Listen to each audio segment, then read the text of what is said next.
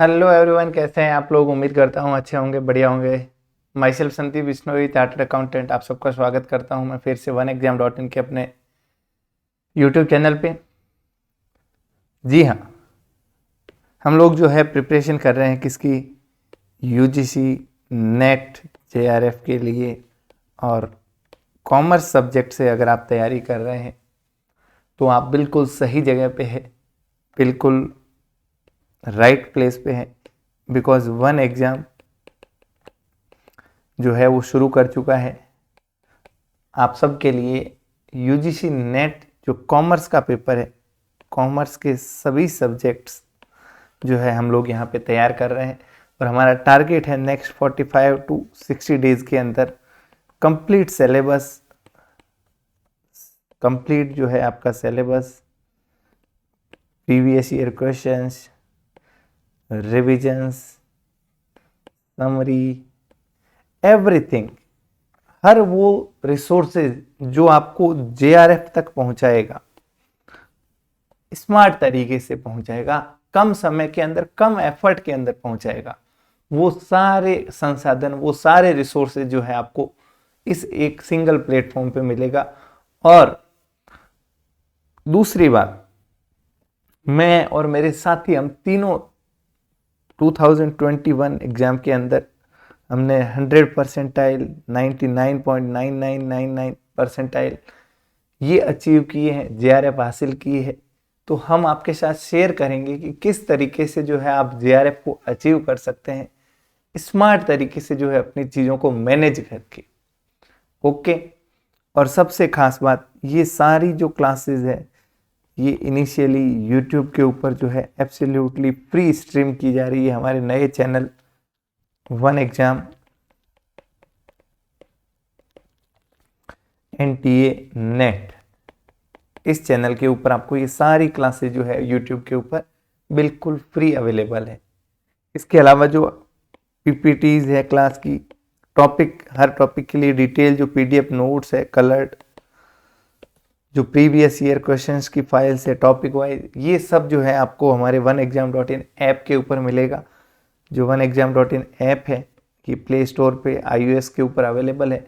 आप वहाँ जाके अगर रेगुलर कोर्स में एनरोल होना चाहते हैं तो वहाँ भी एनरोल हो सकते हैं। और अगर आप चाहें तो अभी यूट्यूब के ऊपर जो है आनंद उठाइए। बस मेरा इतना सा कहना है, अगर आप जेआरएफ चाहते हैं वेरी फर्स्ट अटेम्प्ट के अंदर तो लग जाइए, आज से ही रेगुलर क्लासेस को देखिए और आप खुद महसूस करेंगे within next 45 to 60 days जो आपका कॉन्फिडेंस लेवल है वो कहाँ होगा।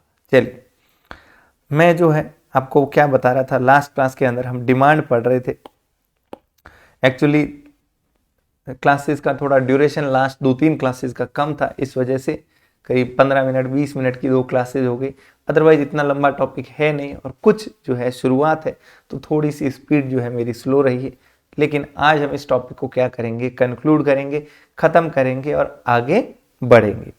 जी हाँ, मैं लास्ट जो आपको मैंने अभी तक जो बताया है समरी हालांकि मैं लास्ट में बताऊंगा, लेकिन लॉ ऑफ डिमांड पढ़ा हमने। लॉ ऑफ डिमांड के बाद में हमने देखा चेंज इन डिमांड और एक्सपांशन और कॉन्ट्रैक्शन ऑफ डिमांड, कि अगर डिमांड के अंदर क्या हो रहा है, जो फैक्टर्स है डिमांड को अफेक्ट करते हैं, फैक्टर्स अफेक्टिंग डिमांड, डिमांड को जो प्रभावित करने वाले फैक्टर्स है, अगर प्राइस जो है वो अफेक्ट कर रही है, प्राइस की वजह से डिमांड हो रही है, तो इसे हम क्या कहते हैं, movement on the demand curve. Demand curve के ऊपर ही जो है पॉइंट में मूवमेंट देखने को मिलता है।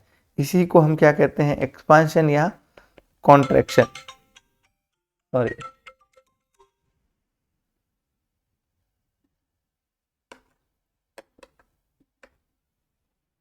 बीच में डिस्टर्बेंस हो गया। एक्सपांशन या कॉन्ट्रैक्शन कहते हैं। प्लस इसको क्या कहते हैं, चेंज इन क्वांटिटी डिमांडेड। वहीं दूसरी तरफ जो अदर फैक्टर्स है उसके अंदर हम क्या देखते हैं, शिफ्टिंग होती है, इंक्रीज या डिक्रीज बोलते हैं उसको। तो ये हमने देखा। इसके बाद हम आए थे किसके ऊपर, इलास्टिसिटी ऑफ डिमांड। मैं आपको जब इसके प्रीवियस ईयर क्वेश्चंस करवाऊंगा तब आपको पता चलेगा कि एक भी क्वेश्चन जो है डिमांड चैप्टर से गलत हो ही नहीं सकता, अगर आपने चीज़ों को ध्यान से सुना है और समझा है तो। समझिएगा, इलास्टिसिटी ऑफ डिमांड क्या कहता है कि कोई फैक्टर है जो किसको प्रभावित करता है, डिमांड को अफेक्ट करता है। अगर उसमें क्या आ रहा है, कोई चेंज आ रहा है, अगर उसमें क्या आ रहा है, कोई चेंज आ रहा है, फॉर एग्जाम्पल वो फैक्टर है क्या, आपकी प्राइस। अगर प्राइस में चेंज आ रहा है तो इसका इम्पैक्ट डिमांड पे कितना होगा, किसी एक फैक्टर का इम्पैक्ट डिमांड के ऊपर कितना होगा। अगर ये क्वांटिटेटिवली हम मेजर करें, कंपैरिजन करें कि फॉर एग्जांपल हम कहें प्राइस जो है वो 10% से चेंज हो रही है, कितने परसेंट से, 10% से, और डिमांड जो है वो क्या है, 20% चेंज आ रहा है, मतलब डबल इम्पैक्ट देखने को मिल रहा है। प्राइस में 10% का चेंज हुआ तो उसी प्रोडक्ट की डिमांड जो है 10% चेंज होने से 20% का फर्क आ गया। चेंज का मतलब अगर प्राइस 10% क्या हो रही है, इंक्रीज हो रही है, प्राइस 10% क्या हो रही है, इंक्रीज हो रही है, तो डिमांड क्या हो रही है, 10%, सॉरी 20% डिक्रीज हो रही है।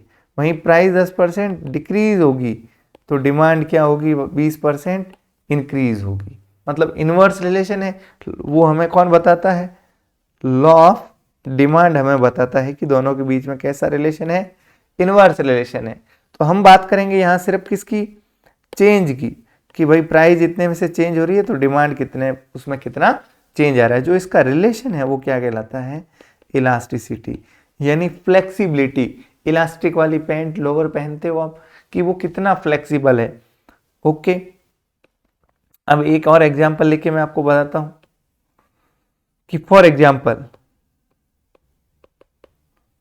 प्राइस के अंदर 10% चेंज आया और डिमांड में चेंज आया कितना, 10%।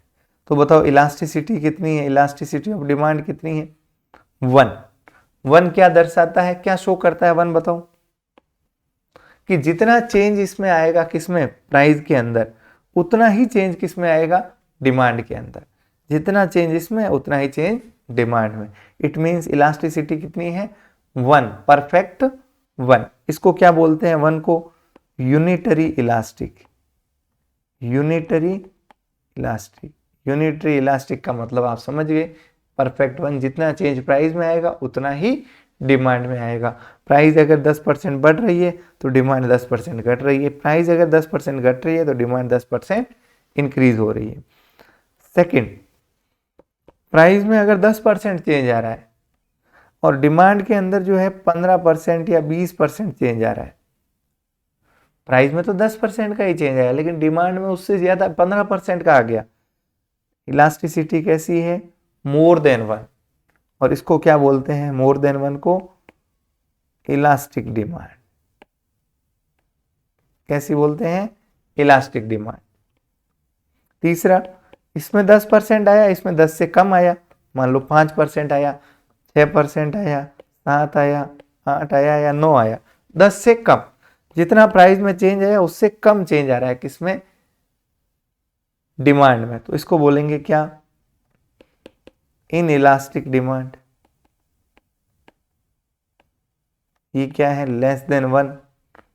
फिर यहां 10% का चेंज आया, यहां जो है 1000% का चेंज आ गया, बहुत ज्यादा चेंज हो गई डिमांड, तो इसको क्या बोलते हैं, इनफाइनाइट। इसको बोलते हैं परफेक्टली इलास्टिक डिमांड, कि बहुत ज्यादा इलास्टिक है, छोटा सा चेंज कर दिया प्राइस में बहुत ज्यादा चेंज हो जाएगी। और लास्ट, इसमें 10% का चेंज आया, इसमें 0%, तो इसको बोलते हैं परफेक्टली इन इलास्टिक, के बिल्कुल भी इलास्टिक नहीं है डिमांड। अब ये जो वैल्यूज है 1, मोर देन 1, लेस देन 1, ये कैसे कैलकुलेट करते हैं, तो इसके लिए फॉर्मूला है सिंपल सा, बहुत ही सिंपल सा। क्या फॉर्मूला है, हमें अगर कैलकुलेट करनी है क्या, इलास्टिसिटी, तो फॉर्मूला है percentage change in quantity demanded divide by percentage change in price. Okay, first example लेते हैं, हमने क्या देखा, प्राइस में कितना चेंज आ रहा है 10%, डिमांड में कितना आ रहा है 10%। अब बढ़ रही है घट रही है वो हमारे लिए मैटर नहीं करता है। क्यों? क्योंकि मैं बता चुका हूँ लॉ ऑफ डिमांड हम जानते हैं, वो कहता है एक चीज बढ़ेगी तो दूसरी घटेगी, दोनों के बीच में कैसा रिलेशन है, इनवर्स रिलेशन है। तो दैट मीन्स प्राइस में कितना चेंज आया 10%, डिमांड में कितना आया 10%। इलास्टिसिटी ऑफ डिमांड कितनी हुई बताओ, ईडी लिखते हैं इलास्टिसिटी ऑफ डिमांड को 1 यानी यूनिटरी इलास्टिक। डिमांड कैसी है, यूनिटरी इलास्टिक। दूसरा एग्जांपल नंबर 2, प्राइस में आया 10% का चेंज इन प्राइस कितना है, परसेंटेज में बात करेंगे, ध्यान रखिएगा हमेशा, percentage change in demand price, actual numbers में नहीं। 10% मान लो इसमें आ गया 20%, तो ये कितना हो गया आंसर 2 का मतलब क्या हुआ, मोर देन 1, मतलब इलास्टिक डिमांड।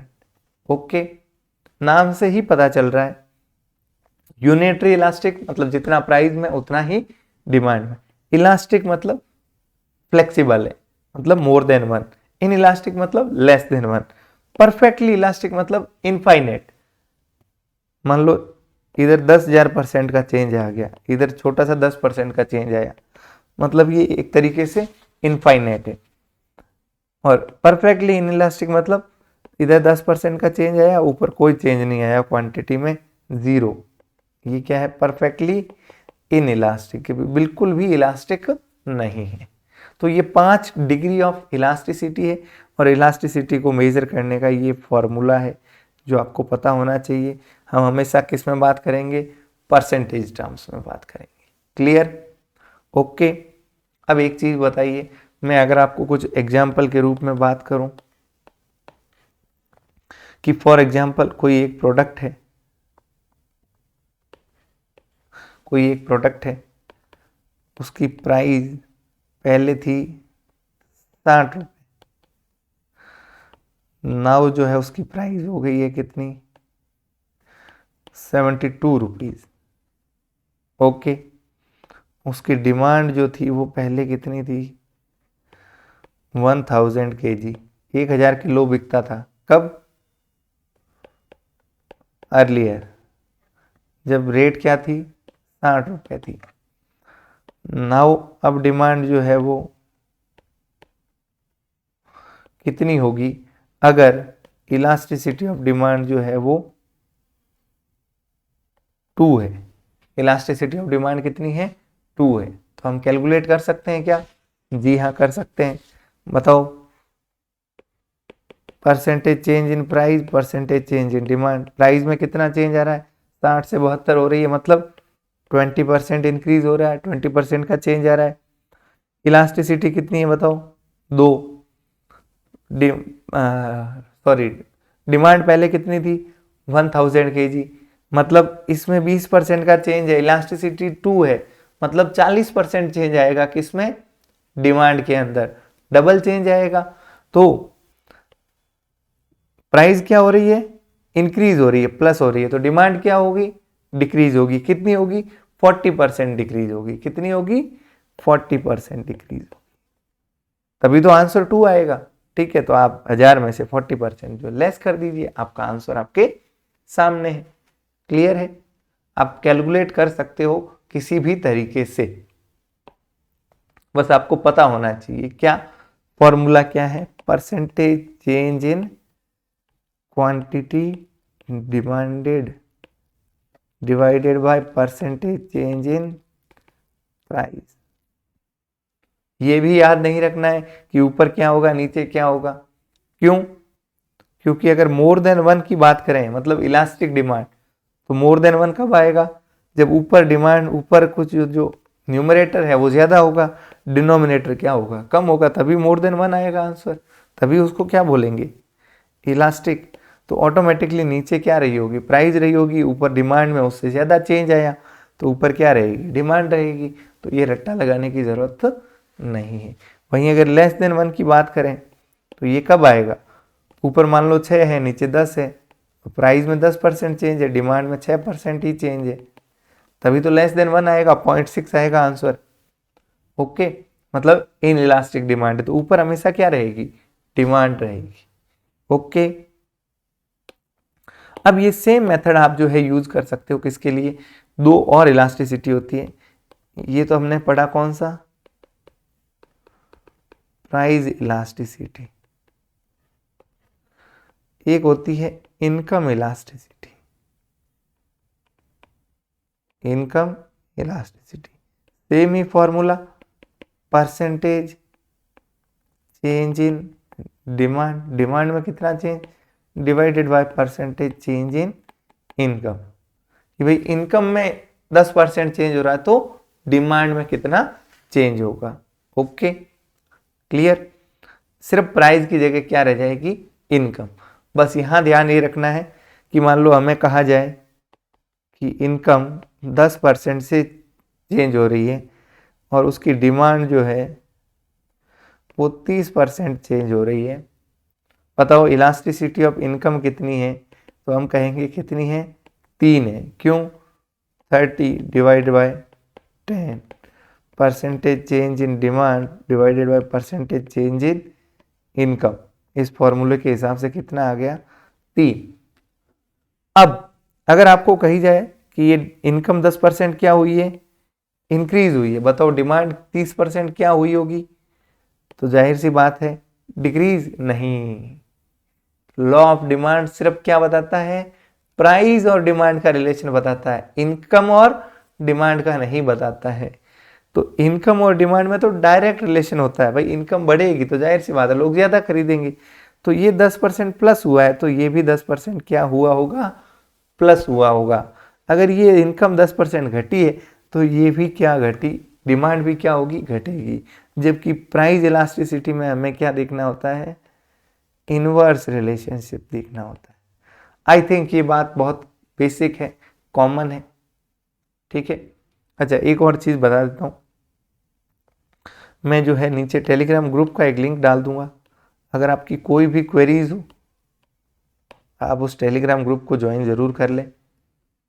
इसके अलावा आपकी कोई भी कोर्स रिलेटेड क्वेरी हो 8233504084, इस पे व्हाट्सएप कीजिए, सिंपली व्हाट्सएप ओनली। ओके, 8233504084, किसी भी तरह की क्वेरीज हो आपकी, ठीक है। हाँ जी, तो प्राइस इलास्टिसिटी समझ आ गया, इनकम इलास्टिसिटी समझ आ गया। एक और टाइप होता है इलास्टिसिटी का, तीसरा, उसको बोलते हैं हम क्या, cross elasticity. Cross elasticity, cross elasticity काम करती है किस केस में, सब्स्टिट्यूट और कॉम्प्लीमेंट्री गुड्स के केस में, सब्स्टिट्यूट और कॉम्प्लीमेंट्री गुड्स के केस में, कि भाई हमारा जो एक प्रोडक्ट है, मान लो टी है, दूसरा है कॉफी। ओके, अब टी की जो प्राइस है वो कितनी है, 10 रुपये। टी की जो डिमांड है वो है मान लो 100 kg। कॉफ़ी की जो प्राइस है वो भी 10 रुपये है। कॉफ़ी की जो डिमांड है मान लो है 200 kg। ओके, अब अगर हम चाय की बात करें, टी की बात करें, तो टी की प्राइस में अगर कोई चेंज आ रहा है तो उसकी डिमांड पे कितना फर्क पड़ेगा, ये मेजर करने के लिए हमारे पास क्या है, इलास्टिसिटी ऑफ प्राइस है, कि कितने परसेंट चाय की प्राइस में फर्क आया, कितना परसेंट उसकी डिमांड में फर्क आया, हम नाप सकते हैं, इलास्टिसिटी मेजर कर सकते हैं। बट अगर कोई ये जानना चाहे, क्योंकि दोनों क्या है, एक दूसरे के सब्स्टिट्यूट है, एक दूसरे के क्या है, परफेक्ट सब्स्टिट्यूट, मतलब एक की जगह दूसरा काम आ सकता है। तो सब्स्टिट्यूट के केस में हम देखते हैं कि जो कॉफी की प्राइस है वो किसको प्रभावित करती है, टी की डिमांड को प्रभावित करती है। टी की जो प्राइस है वो कॉफी की डिमांड को प्रभावित करती है। ओके, क्योंकि दोनों एक दूसरे की जगह काम आ सकते हैं। अब फॉर एग्जाम्पल हम अगर चाय की बात करें, अगर हम किसकी बात करें, चाय की बात करें, चाय की प्राइस अभी भी क्या है, 10 रुपए है, ओके। लेकिन जो कॉफी है, जो कॉफी है उसकी प्राइस क्या हो गई, घट के 8 रुपए रह गई। कितनी रह गई, 8 रुपए। तो लोग क्या करेंगे, कुछ लोग चाय छोड़ के किस पे चले जाएंगे, कॉफी सस्ती हो गई, दोनों एक जैसे हैं, कोई फर्क नहीं पड़ता। ये हाइपोथेटिकल है थोड़ा, है ना। हो सकता है 2 रुपए के लिए सारे लोग नहीं छोड़े, लेकिन कुछ लोग ना छोड़ दी चाय और किस पे आ गए, कॉफी पे आ गए। तो चाय की डिमांड अचानक से क्या हो गई, कम हो गई। 100 से कितनी रह गई, 80 केजी रह गई। जबकि चाय की प्राइस तो अभी यथावत थी, बढ़ाई नहीं है चाय वालों ने। अब वो परेशान हो गए चाय वाले कि भाई हमने तो कीमत बढ़ाई नहीं, फिर भी हमारी डिमांड कम हो गई। तो उसका कारण क्या था, कॉफी क्या हो चुकी है, सस्ती हो चुकी है। अब अगर हमें ये मेजर करना हो कि कॉफी की प्राइस का चाय की डिमांड पे कितना फर्क पड़ रहा है, क्या इलास्टिसिटी है, तो सिंपल आप वही फॉर्मूला लगा सकते हो, क्या, percentage change in demand of X. X है मान लो चाय हमारे प्रोडक्ट की, और percentage change in price of Y. Okay, X क्या है आपकी टी, वाई क्या है आपकी कॉफी। आप फॉर्मूले में रख दीजिए। चेंज इन डिमांड कितना है, मान लो 20%। कॉफी की प्राइस में कितना चेंज हुआ, 20%। तो इलास्टिसिटी हम क्या कहेंगे, 1। इसको क्या बोलेंगे, क्रॉस इलास्टिसिटी। क्रॉस इलास्टिसिटी का मतलब ये एक प्रोडक्ट की इलास्टिसिटी हम किसके साथ नाप रहे हैं, एक की प्राइस दूसरे की डिमांड के साथ नापी जा रही। इसका उल्टा भी हो सकता है, क्या, percentage change in demand of y divide by percentage change in price of x। Clear. Same किस में अप्लाई हो सकता है, सब्स्टिट्यूट प्रोडक्ट में अप्लाई हो सकता है। क्लियर है। अब फॉर एग्जांपल आपको कोई एक क्वेश्चन दे दे इस तरीके से कि भाई कॉफी और टी दोनों क्या है, एक दूसरे के सब्स्टिट्यूट प्रोडक्ट है, ठीक है। कॉफी की प्राइस जो है 10% चेंज हुई है, इंक्रीज डिक्रीज नहीं लिखा है, चेंज हुई है। क्रॉस इलास्टिसिटी जो है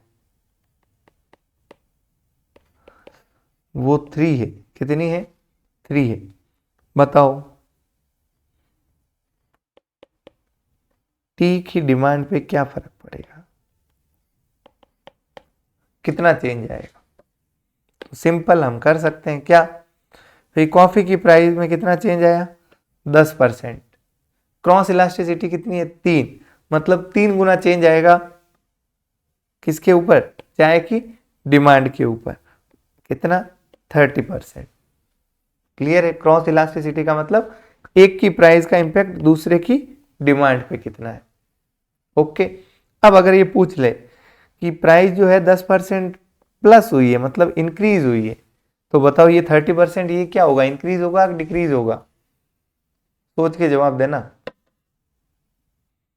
अगर मैं कहूं प्राइस जो है कॉफी की 10% क्या हुई है, चेंज की बजाय बता दिया इंक्रीज हुई है, क्या हुई है, इंक्रीज हुई है, तो हम ये तो बता दिया कि इसकी डिमांड कितनी चेंज होगी चाहे कि 30%, लेकिन ये इंक्रीज होगी या डिक्रीज होगी।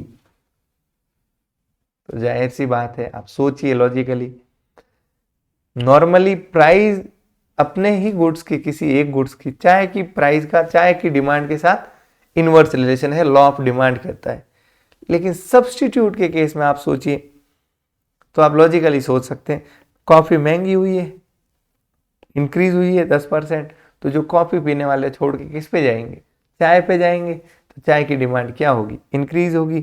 तो ये प्लस हुई तो ये भी क्या होगी, इंक्रीज होगी। आप कहोगे सर ये तो डायरेक्ट रिलेशन हो गया, आपने तो बताया था इनवर्स रिलेशन है। इनवर्स रिलेशन यहाँ नहीं है, सब्स्टिट्यूट के केस में नहीं है, वो नॉर्मल किसी एक ही प्रोडक्ट की अपनी प्राइस की अपनी डिमांड के साथ जो रिलेशन है वो इनवर्स है। ठीक है, तो यहाँ आपको लॉजिकली सोच के आंसर देना है। ये इंक्रीज हुई तो उसके सब्सटीट्यूट प्रोडक्ट पे भी यही फर्क पड़ेगा। इसको आप ऐसे देख सकते हो, कॉफी 10 रुपए में 100 किलो बिकती थी, चाय भी 10 रुपए में 100 केजी बिकती थी। कॉफी महंगी हो गई, कितने की 12 हो गई, तो कुछ कॉफी व पीने वाले छोड़ के कहाँ चले गए, चाय पे। कॉफी अब कितनी 80 केजी बिक रही है, ये अभी भी 10 रुपए में 120 केजी बिक रही है। ओके, तो कॉफी की प्राइस में क्या हुआ, प्लस हुआ, तो चाय की डिमांड में भी क्या आया, इंक्रीज आया। क्लियर है। तो 3 तरह की इलास्टिसिटी हम पढ़ चुके हैं अभी तक, एंड आई होप कोई आपको दिक्कत नहीं है, कोई समस्या नहीं है, चीजें समझ में आई है आसानी से।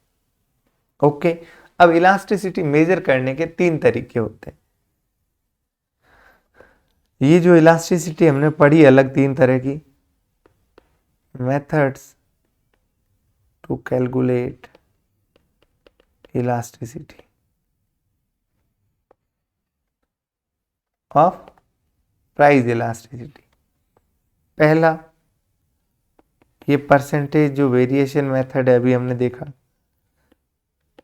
कि कितने परसेंट चेंज इसमें आया तो कितने परसेंट चेंज डिमांड में आ रहा है, जो अभी हमने पढ़ा।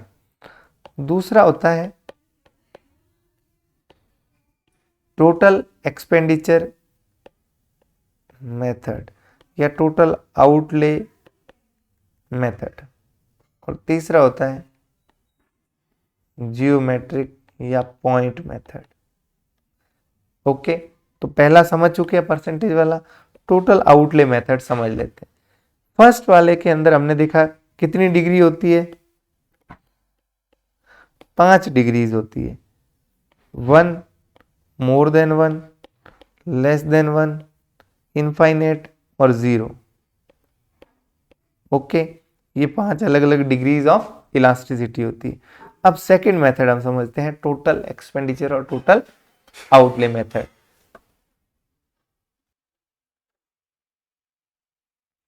ठीक है, तो टोटल एक्सपेंडिचर या आउटले मेथड देख लेते हैं। ये क्या है, सिंपल सा मेथड है, आप ज्यादा इसमें 5 डिग्री नहीं होती, इसमें सिर्फ हम इतना बता सकते हैं कि इलास्टिसिटी 1 है, मोर देन 1 है या लेस देन 1 है। ओके, समझिएगा। व्हेन ड्यू टू राइज और फॉल इन प्राइस, जब कोई प्राइस बढ़े या घटे किसी गुड्स की, उसके ऊपर होने वाला टोटल खर्चा जो है वो अनचेंज्ड रहे, खर्चे में कोई फर्क नहीं आ रहा है, इसको बोलते हैं इलास्टिसिटी कैसी है, 1। दूसरी तरफ जब किसी चीज की प्राइस घट रही है तो उसका एक्सपेंडिचर क्या हो रहा है, बढ़ रहा है, और जब इसकी प्राइस बढ़ रही है तो इसका एक्सपेंडिचर क्या हो रहा है, घट रहा है, तो हम कहेंगे मोर देन 1। तीसरा, जब प्राइस घट रही है तो एक्सपेंडिचर भी घट रहा है, जब प्राइस बढ़ रही है तो एक्सपेंडिचर भी बढ़ रहा है, तो हम कहेंगे लेस देन 1। आप कहोगे सर ये तो समझ ही नहीं आया, मेरा काम ही समझाना है। आइए,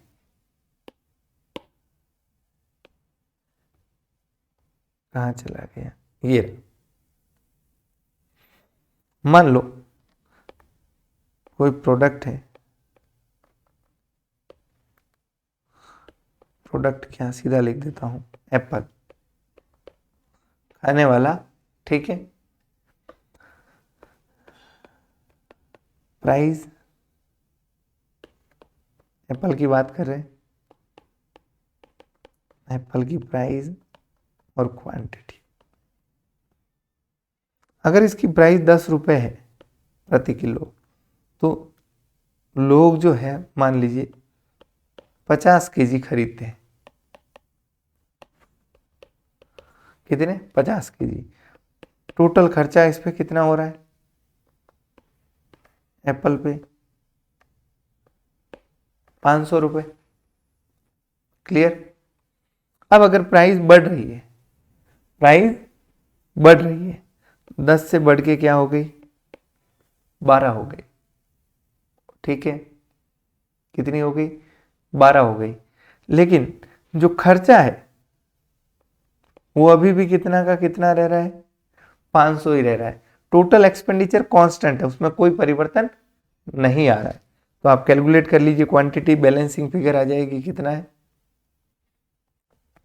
500 डिवाइड बाय 12, 41.67 kg खरीद रहे हैं। ओके, मतलब किसी भी प्रोडक्ट की अगर प्राइस बढ़ रही है तो उसका ऊपर जो होने वाला टोटल एक्सपेंडिचर है, मेथड का फॉर्मूले का नाम ही क्या है, टोटल एक्सपेंडिचर या आउटले मेथड। मतलब यहां हम टोटल एक्सपेंडिचर देख के तय करेंगे कि इलास्टिसिटी कैसी है। या दूसरा ऑप्शन समझिएगा, आप चीजें समझने में थोड़ा सा समय लगेगा। ये फर्स्ट, जब प्राइस क्या हुई, इंक्रीज हुई। सेकंड, अगर प्राइस क्या हो रही है, डिक्रीज हो रही है, 10 से घट के कितनी हो रही है, 8 रुपए, तब भी जो इसके ऊपर होने वाला एक्सपेंडिचर है अभी भी 500 रुपए है, इसमें कोई परिवर्तन नहीं आया। क्वांटिटी लोग कितनी खरीद रहे हैं बताओ, 500 डिवाइड बाय 8, 62.5 kg। अब देखिए, समझिए हो क्या रहा है। अगर ऐसा आपको देखने को मिल रहा है कि किसी प्रोडक्ट की प्राइस बढ़ रही है चाहे घट रही है, उसके ऊपर होने वाला टोटल एक्सपेंडिचर क्या रह रहा है, कांस्टेंट रह रहा है, उसमें कोई बदलाव नहीं हो रहा है, it means elasticity of price क्या है, 1 है, यानी यूनिटरी इलास्टिक है।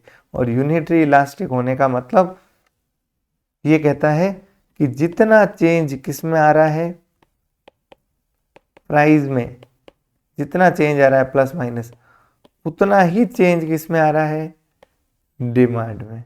अगर इसमें 10% आ रहा है तो इसमें भी 10% आ रहा है। क्या ये बात साबित हो रही है? जी हाँ, हम यहाँ साबित भी कर सकते हैं। हमने ये देखा कि अगर कांस्टेंट रह रहा है उसको क्या बोलेंगे, इलास्टिसिटी 1 बोलेंगे। और 1 होने का मतलब कि जितना चेंज प्राइस में उतना ही डिमांड में। तो क्या ये बात प्रूव हो रही है? हम देख सकते हैं फर्स्ट एग्जांपल में। यहाँ पे देखिए, प्राइस में कितना चेंज आया, 10 से 12 हो गई। तो फॉर्मूला क्या कहता है बताओ, percentage change in demand divide by percentage change in price. Price में कितना चेंज आया, 20% का चेंज आया, आया कि नहीं आया? 10 से कितनी हो गई, 12 हो गई। डिमांड में कितनी चेंज आ रही है देखो, 50 से घट के कितनी रह गई, 41। तो 50 डिवाइडेड बाय 120 इंटू 100 कितना आ गया, 41। मतलब आप 50 के ऊपर अगर 50 को कितना मानोगे, 120 मानोगे, अरे सॉरी, 50 गुणा 100 डिवाइडेड बाय 120। आप समझ रहे हो? अब सीधा 20% में 10 मत निकाल देना, 50 का 20% नहीं है, इन दोनों का डिफरेंस कैसे निकालोगे आप? परसेंटेज कैसे निकालते हैं, परसेंटेज चेंज। 50 थी, अब कितनी रह गई, 41.67 डिवाइडेड बाय ओरिजिनली कितनी थी, 50 इंटू 100। कैलकुलेट कीजिए।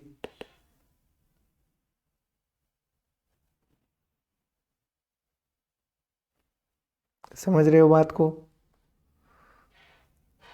50 minus 41.67 divided by 50 into 100। Sorry, मैंने गलती कर दी। आप सीधा निकाल लेना इस तरीके से, 50 को बेस मान के इसको 120 मान के करोगे तो ये भी 20% आ रहा है। कहने का मतलब है एक चीज में बढ़ोतरी हो रही है यहाँ पे, भाई ये बढ़ रहा है, 10 से कितना हो रहा है, 20 हो रहा है, तो उतने ही प्रोपोर्शन में क्वांटिटी क्या हो रही है, कम हो रही है। मतलब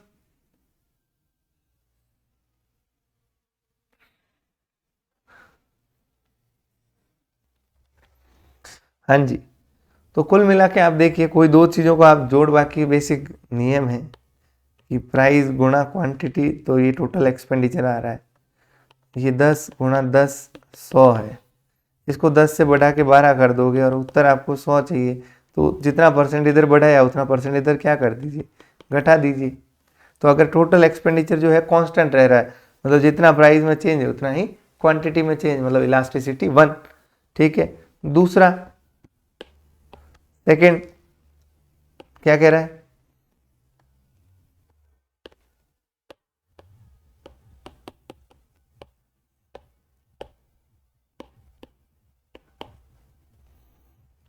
सेकंड देखिए, सेकंड चीज क्या कह रही है, ये प्राइस 10 है, ये 50 है, टोटल एक्सपेंडिचर 500 है। प्राइस बढ़ी 10 से हो गई मान लो 15। ओके, तो एक्सपेंडिचर क्या हो गया, डिक्रीज हो गया। एक्सपेंडिचर क्या हो गया, कम हो गया, मान लो 300 हो गया। तो बताओ क्वांटिटी कितनी बची, 20। तो इलास्टिसिटी कैसी है, कैसी है, मोर देन 1 है। आप देखिए प्राइस में कितना चेंज आया, इधर डिमांड में देखिए कितना चेंज आया, जितना प्राइस में चेंज आया उससे ज़्यादा डिमांड में चेंज आया, मतलब इलास्टिसिटी मोर देन 1 है। ये वहीं पे अगर आप देख लीजिए प्राइस 5 रह गई, प्राइस क्या रह गई, 5 रह गई, तो एक्सपेंडिचर क्या हो गया, इंक्रीज होके मान लो 700 हो गया। तो अगर आप इसको डिवाइड करोगे 700 डिवाइडेड बाय 5 मतलब 140। यहाँ जितना चेंज आया उससे ज़्यादा यहाँ चेंज आ रहा है, 3 गुना चेंज आ रहा है या 2 गुना चेंज आ रहा है, मतलब इलास्टिसिटी मोर देन 1 है। और तीसरी situation, third situation, price quantity और एक्सपेंडिचर। प्राइस 10 रुपये है, क्वांटिटी 50, टोटल खर्चा 500। प्राइस बढ़ी 10 से 15 हो गई, एक्सपेंडिचर भी क्या हो गया, बढ़ गया। एक्सपेंडिचर भी क्या हो गया, मान लो 1000 हो गया, बढ़ गया। ठीक है, तो देखिए कितना हो गया, 1000 डिवाइडेड बाय 15, 66.67। तो यहाँ इलास्टिसिटी कैसी हो रही है, लेस देन 1, कि यहाँ जितना चेंज आया उससे कम चेंज यहाँ देखने को मिलेगा। ओके, क्लियर है। अब आप कहोगे सर ये कम क्यों देखने को मिलेगा, आप समझिए लॉ ऑफ डिमांड क्या कहता है, प्राइस बढ़ती है तो डिमांड क्या होती है, कम होती है। प्राइस बढ़ती है तो डिमांड क्या होती है, कम होती है। ये मेरा एग्जाम्पल ही गलत था, यहाँ मान लो 600 हो गई, 600 डिवाइडेड बाय 15 कीजिए, ये 40। तो डिमांड क्या हुई है, कम हुई है। डिमांड क्या हुई है, कम हुई है, क्योंकि प्राइस क्या हुई है, प्लस हुई है, तो ये माइनस हुई है। तो अगर टोटल एक्सपेंडिचर बढ़ रहा है, ये बढ़ रहा है तब, यह घटने पे घट रहा है, इसका मतलब इलास्टिसिटी कैसी है, लेस देन 1। तो ये तीनों रूल जो है आप एक बार पढ़ लीजिए, एक एग्जाम्पल लेके समझ लीजिए। मेरे हिसाब से ज़्यादा दिमाग लगाने वाली बात इसमें है नहीं, सिंपल सी बात है। अगर टोटल एक्सपेंडिचर कांस्टेंट रह रहा है, इसका मतलब जितना प्राइस में चेंज आया ऊपर नीचे उसके प्रोपोर्शन में डिमांड ने एडजस्ट कर लिया, तभी जो है टोटल एक्सपेंडिचर कांस्टेंट रह रहा है। दूसरी तरफ अगर इलास्टिसिटी मोर देन 1 है, अगर इलास्टिसिटी मोर देन 1 है, इट मीन्स प्राइस में अगर फॉल हो रहा है तो एक्सपेंडिचर बढ़े जा रहा है, प्राइस अगर इंक्रीज हो रही है तो एक्सपेंडिचर डाउन हो रहा है। और तीसरा, अगर दोनों एक ही डायरेक्शन बढ़ रहे हैं, प्राइस घट रही है तो खर्चा भी घट रहा है, प्राइस बढ़ रही है तो एक्सपेंडिचर भी बढ़ रहा है, it means elasticity is less than 1। Okay, अब ये जो इलास्टिसिटी है किसी प्रोडक्ट में ज्यादा है किसी में कम है, इसका क्या कारण है। इलास्टिसिटी किसी प्रोडक्ट में ज्यादा है किसी में कम है, इसके क्या कारण है।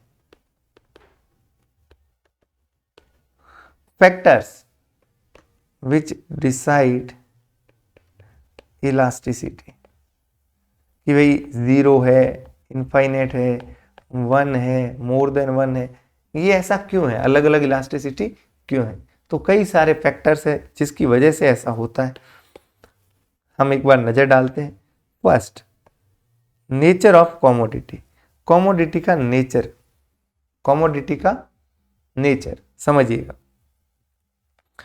अगर कोई एसेंशियल आइटम है, कैसा आइटम है, एसेंशियल आइटम है, फॉर एग्जाम्पल सॉल्ट, नमक है। अब हर आदमी नमक को चाटता तो है नहीं, जितना चाहिए घर में उतना सबको खरीदना है, चाहे वो महंगा होगा चाहे वो सस्ता होगा। सस्ता होने पे ज्यादा नहीं खरीदेंगे, महंगा होने पे बिना नमक का खाना नहीं खाएंगे। तो यहाँ इलास्टिसिटी कैसी होगी, 0। प्राइस चाहे इंक्रीज हो रही है, डिमांड में कोई फर्क नहीं, प्राइस चाहे डिक्रीज हो रही है, डिमांड में कोई फर्क नहीं। समझ आई बात। नेक्स्ट, या कोई प्रोडक्ट है, या मेडिसिन हो गई, दवाइयाँ हो गई। अब महंगी होगी तो जिसको ज़रूरी है दवाई वो तो लेगा ही लेगा। तो बेसिकली 3 तरह की कमोडिटी होती है। एक होती है नेसेसिटीज़, एक होती है कंफर्ट्स, एक होती है लग्जरी। नेसेसिटीज मतलब मूलभूत आवश्यकता, दवाई और ये सारी चीज़ें, नमक हो गया, खाने पीने की हो गई। तो यहाँ जो है इलास्टिसिटी कैसी होगी, कम होगी। कम क्यों होगी बताओ? क्योंकि चाहे प्राइस बढ़ेगी घटेगी, नेसेसिटी है तो लोगों को लेनी ही पड़ेगी। दूसरा होता है कंफर्ट, एसी, पंखा, फ्रिज, मोटरसाइकिल, ये क्या है? कंफर्ट, जीवन नेसेसिटी को तो पूरा कर दिया, जीवन को और कंफर्टेबल बनाने के लिए। तो यहाँ आपको देखने को मिलेगा अगर प्राइस बढ़ेगी तो इनकी डिमांड क्या होगी? कम होगी। क्यों? लोग कंफर्ट को डिले कर सकते हैं, क्योंकि अभी बहुत ज़्यादा महंगा है, बाद में लेंगे, बाद में यूज करेंगे, अभी एक बार रहने देते हैं। तो कंफर्ट्स को क्या किया जा सकता है? Easily avoid. फिर होता है लग्जरीज। लग्जरी मतलब जो ऐशो आराम की, शानो शौकत की चीज़ें हैं, वो सारी चीज़ें। यहाँ फिर प्राइस का ज़्यादा फर्क नहीं पड़ता, क्योंकि पैसे वाले लोग खरीदते हैं तो उनके लिए पैसे मायने नहीं रखते लग्जरीज। हालांकि काफ़ी हद तक फर्क पड़ता है, अगर लग्जरी सस्ती होगी तो आम आदमी भी उनको खरीदना चाहेगा, डिमांड उनकी बढ़ेगी। ओके, तो पहली चीज जो प्रभावित करती है क्या? Nature of commodity. हमें इतना ध्यान रखना है, अगर कोई नेसेसिटी है तो उसकी इलास्टिसिटी क्या होगी? कम होगी हमेशा। दूसरा, अवेलेबिलिटी ऑफ सब्स्टिट्यूट, कोई प्रोडक्ट का सब्स्टिट्यूट अवेलेबल है या नहीं। अगर जैसे टी की बात की, उसका सब्स्टिट्यूट कॉफी अवेलेबल है, तो इसकी इलास्टिसिटी कैसी होगी? हाई होगी। क्यों होगी हाई? क्योंकि जैसे ही चाय थोड़ी बहुत महंगी हुई, लोग चाय छोड़ के इजीली कॉफी पे जा सकते हैं। लेकिन कोई ऐसा प्रोडक्ट है जिसका कोई सब्स्टिट्यूट ही नहीं है, जैसे आपको ट्रेन से यात्रा करनी है, लंबी दूरी के लिए एक रूट पे ट्रेन ही चलती है, बसेज है नहीं, रोड है नहीं। अब थोड़ा बहुत वहां टिकट बढ़ गया तो आप ट्रेन छोड़ के कहीं और तो जा नहीं सकते, कोई सब्स्टिट्यूट उसका है नहीं, तो उसकी डिमांड पे इतना फर्क नहीं पड़ेगा। समझ रहे हो बात? वही कोई वस्तु है, कोई प्रोडक्ट है, अगर उसका सब्स्टिट्यूट अवेलेबल है तो लोग वो छोड़ के उस पर जा सकते हैं, लेकिन सब्स्टिट्यूट है ही नहीं कोई नियर बाय, तो आपको तो वही प्रोडक्ट खरीदना पड़ेगा। ठीक है। नेक्स्ट, इनकम का लेवल कैसा है? अगर आपकी इनकम बहुत ज़्यादा है तो आपके लिए चीज़ों की प्राइसेस कम ज़्यादा होनी मायने नहीं रखती। इनकम का लेवल कम है तो आप जो है तुरंत रिएक्ट करोगे किसको? प्राइस को लेके, कि भाई महंगा हो गया, तो आप थोड़ा कंट्रोल करोगे खर्चों को। ठीक है।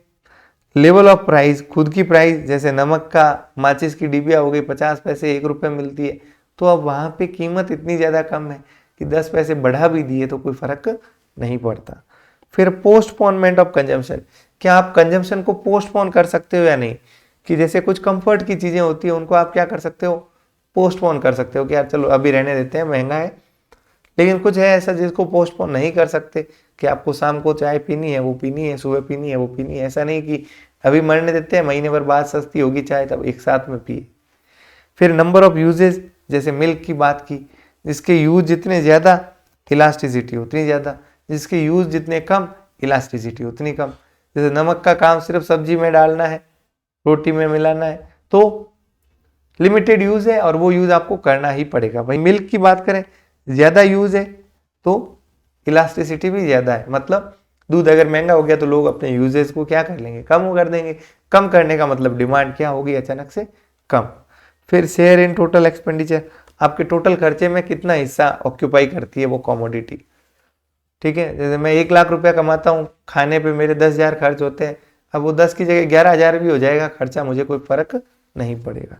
फिर हैबिट्स, जो शराबी है उसको शराब पीनी है, चाहे अब क्या कहते हैं महंगी हो जाए कार्लसबर्ग या सस्ती हो जाए बडवाइजर, कोई फर्क नहीं पड़ता उसको, उसको तो पीना है, मतलब पीना है। ओके, क्लियर है? तो ये सारे फैक्टर्स है जो किसको अफेक्ट करते हैं? इलास्टिसिटी को। क्लियर है? अब यहां तक कोई दिक्कत नहीं? चलिए एक छोटी सी चीज मैं और बता देता हूं, फिर आज की क्लास का हम क्या करते हैं? एंडिंग करते हैं, समापन करते हैं। Concept of revenue. रेवेन्यू आप जानते हैं कि किसी प्रोडक्ट की कोई क्वांटिटी, उसकी प्राइस, टोटल रेवेन्यू। समझिएगा, कोई प्रोडक्ट एक बेचा, उसकी प्राइस 10 रुपये है, टोटल रेवेन्यू कितनी है 10 रुपये। 2 बेचे 10 है, कितनी 20। 3 बेचे 30, 4 बेचे 40, 5 बेचे 50। अगर आपसे मार्जिनल रेवेन्यू पूछे, मार्जिनल रेवेन्यू बताओ, मार्जिनल रेवेन्यू क्या होता है? मार्जिनल वर्ड आते ही आपके दिमाग में तुरंत घंटी दौड़नी चाहिए। मार्जिनल का मतलब होता है ईच एक्स्ट्रा, हर एक एक्स्ट्रा पे क्या मिल रहा है। मार्जिनल रेवेन्यू यानी हर एक यूनिट एक्स्ट्रा बेचने पे आपको एक्स्ट्रा पैसा कितना मिल रहा है। तो मार्जिनल रेवेन्यू हमेशा टोटल रेवेन्यू का डिफरेंस देखते हैं कि पहले 0 थी रेवेन्यू, पहली यूनिट बिकी तो कितने आई एक्स्ट्रा 10, दूसरी बिकी तो 10, फिर तीसरी 10, चौथी 10, तो मार्जिनल रेवेन्यू 10 10 10। यानी इफेक्टिवली मार्जिनल रेवेन्यू और प्राइस दोनों एक जैसी ही है। ओके, लेकिन ये फर्क आ जाता है कब? अगर आप बात करो quantity, price, total revenue. Quantity 1 है, प्राइस 10 है, 10 रुपये। अगर 2 बेचनी है तो आपको कीमत 9 करनी पड़ेगी, 18 रुपये। 3 बेचनी है तो आपको 8 रुपये करनी पड़ेगी, 24। 4 बेचनी है 7 करनी पड़ेगी, 28। 5 बेचनी है 6 करनी पड़ेगी, 30। ठीक है, अब देखिए यहाँ टोटल रेवेन्यू, ये कहोगे आपकी प्राइस कम क्यों हो रही है? तो कहने का मतलब है अगर आपको 10 रुपये रखोगे आप प्राइस, तो 1 ही यूनिट बिकेगी। 9 रुपये रखोगे तो 2 बिक जाएगी, 8 रखोगे 3। जितना सस्ता होगा डिमांड उतनी ज्यादा होगी। अब मार्जिनल रेवेन्यू निकालो, कितनी 10, 8, 6, 4, 2, तो ये मार्जिनल रेवेन्यू है। ओके, ये जरूरी नहीं है प्राइस के बराबर हो, प्राइस तो कुछ और ही है 10, 8, 9, ये मार्जिनल रेवेन्यू कुछ और है। तो ये रेवेन्यू और मार्जिनल रेवेन्यू आपको पता होनी चाहिए। ठीक है, मार्जिनल रेवेन्यू, टोटल रेवेन्यू क्या होगा? Price into quantity. ठीक है,